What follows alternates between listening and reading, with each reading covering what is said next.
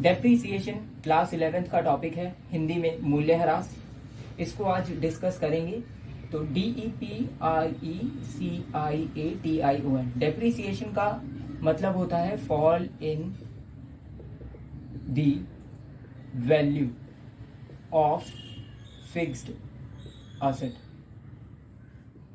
जो fixed asset जैसे machine हो गई, फर्नीचर हो गया, जिनका यूज हम प्रोडक्शन प्रोसेस के अंदर करते हैं, गुड्स को बनाने के लिए करते हैं, अगर इनकी वैल्यू में कमी आती है तो इसी फॉल या कमी को डेप्रीसिएशन कहा जाता है। मशीन है, हमने मशीन खरीदी और इसका यूज करेंगे गुड्स को बनाने के लिए, और इस प्रोडक्शन प्रोसेस के दौरान अगर इसमें कोई टूट फूट हो जाती है, भाई ये हमारी मशीन है, अभी ये नई है तो इसका पॉइंट जो है वो शार्प है, लेकिन जैसे जैसे बोर्ड पर हम इसको चलाएंगे तो ये जो शार्प है अब ये ब्लंट हो जाएगा, रफ हो जाएगा, और अब ये नया रहेगा नहीं, तो इसकी वैल्यू में क्या हो जाएगी, कमी हो जाएगी। और अगर मशीन चलेगी, प्रोडक्शन होगा, तो नई मशीन पुरानी हो जाएगी और उसकी वैल्यू में कमी आ जाएगी। इसी को ही डेप्रिसिएशन कहा जाता है। फॉर एग्जाम्पल के लिए 1 लाख रुपीज की मशीन हमने खरीदी, इसका यूज किया, हमने गुड्स बनाई 1 साल, दूसरे साल हमने गुड्स बनाई, तीसरे साल हमने गुड्स बनाई, तो 3 साल मशीन को चलाया और 3 साल बाद मशीन की वैल्यू हो गई 90,000। रिडक्शन कितना आया, 10,000 रुपीज। अब ये जो रिडक्शन है यही होता है डेप्रिसिएशन। मतलब 3 साल तक मशीन को हमने चलाया, उसमें टूट फूट हुई होगी, वियर एंड टियर, उसमें घिसावट हुई है, समय के साथ उसकी वैल्यू में कमी आ गई और इसी कमी को डेप्रिसिएशन कहा जाता है। First point. सेकेंड पॉइंट कि जो डेप्रिसिएशन है, DEPRECIATION डेप्रिसिएशन, हम ये जो 10,000 का आया है, क्या कारण है इसकी? तो हम अगर कारणों को देखें कि डेप्रिसिएशन होता क्या है, तो सबसे पहले डेप्रिसिएशन में यूज, सबसे पहले हम यूज को कंसिडर करते हैं, मतलब वियर एंड टियर। मशीन है हमारी, हमने इसको यूज किया, पहले साल प्रोडक्शन किया, मशीन नई थी, उसको चलाएंगे, यूज होगा उसका, मशीन घिसेगी, इस प्रोसेस के दौरान उसके अंदर टूट फूट हो सकती है और इसी वियर एंड टियर की वजह से मशीन की वैल्यू अब क्या हो जाती है, चेंज हो जाती है, मशीन की वैल्यू में कमी आ जाती है और इसी कमी को क्या कहा जाता है, डेप्रिसिएशन। तो पहला कारण क्या हो गया, यूज करेंगे तो टूट फूट होगी और टूट फूट से क्या होगा, मशीन की वैल्यू कम हो जाएगी। दूसरा, टाइम। अब समय के साथ, जब समय के साथ जो है ना, हम कहते हैं कि जो वैल्यू है वो घटने लगती है व्यक्ति की, जब समय के साथ कीमत कम हो जाती है, तो यहाँ तो मशीन है, मशीन की जो कीमत है आज नहीं है, 3 साल चलेगी तो उसके बाद उसकी कीमत तो ऑटोमेटिकली कम होना ही है ना। समय बलवान होता है, वो सबकी कीमत को कम कर देता है, तो इस वजह से टाइम जो है वो मशीन की वैल्यू को कम कर देगा। दूसरा, ऑब्सोलेंस, OBSOLESCENCE, इसका मतलब है टेक्नोलॉजी। भाई टेक्नोलॉजी नई आएगी तो वो जो अभी एग्जिस्टिंग, यानी कि जो मशीन हमारी है 3 साल तक अगर हम इसे चलाएंगे, तो अब ये तो पुराने पैटर्न पर काम कर रही है ना, अब नई मशीन मार्केट में है, उसमें नए फीचर होंगे, तो ये जो हमारी मशीन है अब ये तो पुरानी हो गई ना, ये अभी एग्जिस्टिंग फीचर पर काम कर रही है, मार्केट में नए फीचर आ गए, तो कहीं ना कहीं ये टेक्नोलॉजी में क्या हो जाएगी, पिछड़ जाएगी, और टेक्नोलॉजी में पिछड़ जाएगी, इसका मतलब अगेन वैल्यू में कमी आ जाएगी। तो ये तीनों वजह से हमारा क्या होता है, डेप्रिसिएशन देखने को मिलता है, हमें वैल्यू में कमी आती है। अब अगर हम बात करें यहाँ पर, ये तीनों हमने डिस्कस कर लिए हैं, उसके बाद अगर हम बात करें यहाँ पर, हमने फिक्स्ड असेट की बात की थी, तो असेट अगर हम देखें तो असेट हमारी कितने प्रकार की होती हैं, 3 प्रकार की होती हैं। Tangible, TANGIBLE, tangible. दूसरा, इनटेंजिबल, INTANGIBLE, इनटेंजिबल। उसके बाद WASTING, वेस्टिंग असेट। 3 प्रकार की असेट होती हैं हमारी। टेंजिबल, जैसा कि हमने अभी बात की है, मशीन और फर्नीचर, जिसे हम देख सकते हैं, मैन्युअली काम कर सकते हैं, है ना, स्पर्श कर सकते हैं, वो सारी टेंजिबल असेट के अंदर आती हैं। इनका यूज गुड्स बनाने के लिए किया जाता है और जैसे जैसे इनको यूज करेंगे तो टूट फूट के कारण, समय के कारण और टेक्नोलॉजी में चेंज के कारण इनकी वैल्यू कम हो जाएगी और वैल्यू में कमी होगी, तो उसको क्या कहा जाता है, डेप्रिसिएशन। यानी कि टेंजिबल असेट की वैल्यू में कमी, डेप्रिसिएशन होगा। दूसरा, इनटेंजिबल, इनटेंजिबल जैसे जिसे हम देख नहीं सकते, बस महसूस कर सकते हैं, तो ऐसी असेट जिन उनकी वैल्यू होती है, तो जिसे हम देख नहीं सकते लेकिन महसूस कर सकते हैं, तो वो ऐसी क्या चीज़ है, हमने बोला गुडविल है। गुडविल मीन्स नाम, कंपनी का नाम हम देख नहीं सकते, लेकिन हमें पता है कि इस कंपनी का नाम है और इस नाम से कस्टमर जो है वो प्रोडक्ट को खरीदते हैं। तो ये नाम की कीमत होती है ना। अब इसकी वैल्यू में भी कमी आ जाएगी। तो सबसे पहले देखिए, हम एक कंपनी है, उन्होंने अपना बिजनेस स्टार्ट किया और क्वालिटी प्रोडक्ट कस्टमर्स को प्रोवाइड किया। 2 कस्टमर थे पहले, जुड़ते चले गए, 3 4 हो गए, क्योंकि सर्विस अच्छी प्रोवाइड करा रहे हैं, गुड्स अच्छी प्रोवाइड करा रहे हैं, तो बहुत सारे कस्टमर्स इनसे जुड़ गए। और लगातार ये कस्टमर्स को 10 साल तक अगर ये गुड्स प्रोवाइड करेंगे अच्छी सी, तो कस्टमर्स के अंदर एक इमेज बन जाएगी कंपनी की। यानी कि जो रेपुटेशन की बात करते हैं हम, रेपुटेशन की बात करते हैं, ट्रस्ट की बात करते हैं, तो कस्टमर कंपनी के ऊपर ट्रस्ट और रेपुटेशन ये दोनों जो है ना बिल्ट हो जाएगा, मतलब विश्वास करने लगेंगे।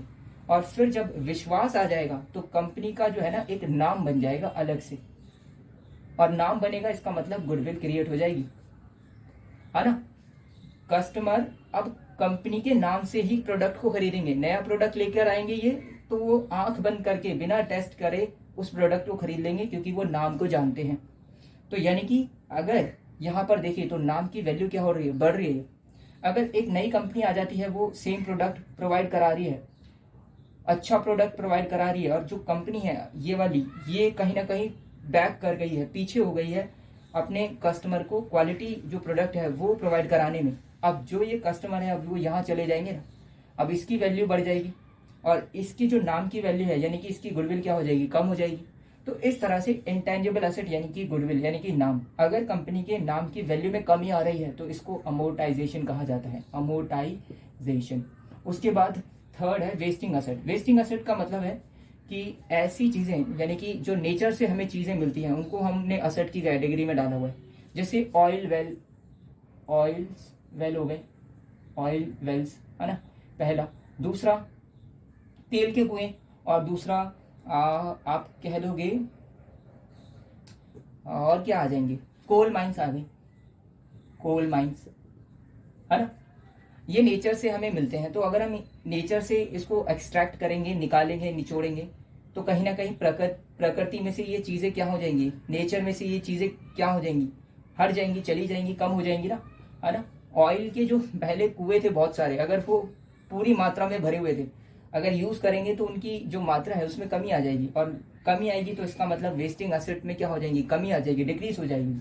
और अगर इसकी वैल्यू में कमी आएगी तो उसको हम बोलेंगे डिप्लीशन, DEPLETION, डिप्लीशन। तो टेंजिबल एसेट जैसे फिक्स्ड मशीन और फर्नीचर की वैल्यू में कमी, डेप्रिसिएशन। इंटेंजिबल एसेट गुडविल की वैल्यू में कमी, अमोर्टाइजेशन। वेस्टिंग एसेट जैसे ऑयल वेल्स हो गए, कोल माइंस हो गई, इनकी वैल्यू में कमी, डिप्लीशन। नेक्स्ट अब हम एग्जाम्पल के थ्रू समझेंगे, हाँ, और आगे इस टॉपिक को कवर करें। फोर्थ केस देख लो। फोर्थ केस क्या है, हम यहाँ पर एग्जाम्पल लेंगे, ये डेप्रिसिएशन को भी समझेंगे, है ना। ये जो हमने किया है उसको प्रैक्टिकली समझेंगे। सपोज कीजिए हम क्लास का एग्जाम्पल लेते हैं, हमारे पास बोर्ड है, हमारे पास फर्नीचर है, हमारे पास मार्कर है, ये 3 चीजें हैं हमारे पास, और इनकी हेल्प से हम 11th और 12th की क्लासेस जो है वो ले रहे हैं। अब अगर हम बात करें यहाँ पर 1 अप्रैल से क्लास स्टार्ट होगी और पूरा साल चलेगी, यानी कि 31 मार्च तक क्लास चलेगी। बोर्ड, फर्नीचर, मार्कर तीनों को हमने 1 लाख रुपए में खरीदा। अब होगा क्या, बोर्ड भी यूज होगा, फर्नीचर, मशीन, तीनों चीजें यूज होंगी, है ना। मार्कर ये तीनों चीजें यूज होंगी। सबसे पहले हम बोर्ड को लेते हैं। बोर्ड जो है, ये बोर्ड हमने लिया, अब क्लास 11th और 12th दोनों की क्लास इसमें ली जाएगी। अब अगर हम बोले जब ये नया बोर्ड था तो इसमें बड़ी चमक थी, लेकिन पूरा साल यूज होगा तो इसकी जो चमक है वो चली जाएगी, क्योंकि जब मार्कर चलेगा तो घिसावट होगी तो शाइन जो ये कर रहा है वो सारी की सारी शाइनिंग चली जाएगी, और यहाँ पर इनकी जो सुंदरता है वो क्या हो जाएगी, खत्म हो जाएगी। यहाँ पर जब यूज करेंगे तो हो सकता है दबाव पड़ने पर क्रैक्स आ जाए, जैसे कि यहाँ पर आ गया है, और इस वजह से इस पर क्या होता है, वियर एंड टीयर का केस बनता है, यानी कि टूट फूट के कारण इसकी वैल्यू 1 साल बाद क्या हो जाएगी, अब कम हो जाएगी। नेक्स्ट, अब हमने बोला कि जैसे समय बीतता है, 1 साल जाएगा तो 1 साल पुराना ये बोर्ड हो जाएगा ना फिर, और हमने बोला समय के साथ व्यक्ति की कीमत कम हो जाती है, तो ये तो बोर्ड है, तो टाइम के साथ इसकी कीमत कम हो जाएगी, दूसरा फैक्टर। तीसरा, टेक्नोलॉजी, जब हम इस बोर्ड पर काम कर रहे हैं आज, 1 साल बाद, ये मैनुअल है, 1 साल बाद नया बोर्ड आ जाएगा मार्केट में, अच्छी क्वालिटी का होगा और उसमें कुछ फीचर्स भी ज़्यादा होंगे, तो कहीं ना कहीं ये टेक्नोलॉजी में पिछड़ जाएगा ना। डिजिटल बोर्ड्स अब तो अवेलेबल हैं, तो कहीं ना कहीं ये टेक्नोलॉजी में पीछे हो जाएगा। तो ये तीनों फैक्टर्स क्या कर रहे हैं, डेप्रीसिएशन का कारण बन रहे हैं और बोर्ड पर डेप्रीसिएशन लग गया है। चलिए नेक्स्ट मार्कर है हमारे पास। ये मार्कर क्या होगा, जब यूज करेंगे तो इसका प्रिंट हट जाएगा, पूरा साल यूज करेंगे प्रिंट हट जाएगा, है ना। गिरेगा तो यहाँ पर टूट फूट हो सकती है, क्रैक्स आ सकते हैं। उसके बाद ये जो इसकी जो पॉइंट है अभी शार्प है, यूज करेंगे तो ब्लंट हो जाएगा, यानी कि रफ हो जाएगा। तो पहला केस इस पर बन गया है वियर एंड टीयर का। दूसरा, जब टाइम बीतेगा तो टाइम के साथ वैल्यू तो कम होनी है ना। अभी ये जवान है, बाद में क्या हो जाएगा, बूढ़ा हो जाएगा, तो वैल्यू कम हो जाएगी। उसके बाद थर्ड केस बनता है आपका टेक्नोलॉजी। अभी ये जो एग्जिस्टिंग फीचर्स हमारे पास है, पूरा साल यूज होगा, तो अब जब नया सेशन स्टार्ट होगा तो फिर मार्केट में नया मार्कर लॉन्च हो सकता है ना, उसके फीचर्स भी एक्स्ट्रा होंगे, तो टेक्नोलॉजी में ये मार्कर पीछे हो जाएगा, पिछड़ जाएगा, और यही कारण जो बन जाएगा डेप्रीसिएशन का। तो ये 3 फैक्टर्स बन गए डेप्रीसिएशन के कारण। इसी तरह हम फर्नीचर का भी कैलकुलेट कर लेंगे, और तीनों का अगर हम देखें तो फिर टोटल डेप्रीसिएशन आ गया ना, है ना। तीनों का हमने निकाल लिया। अब मान लीजिए ये डेप्रीसिएशन आता है आपका 10,000 रुपीज, मतलब कि अब जो बोर्ड फर्नीचर मार्कर जिसकी वैल्यू 1 लाख थी, पूरा साल यूज करने के बाद इसकी वैल्यू घटकर 90,000 रह जाती है, यानी कि 10,000 रुपीज वैल्यू में रिडक्शन आया, और वो रिडक्शन क्या है, डेप्रिसिएशन।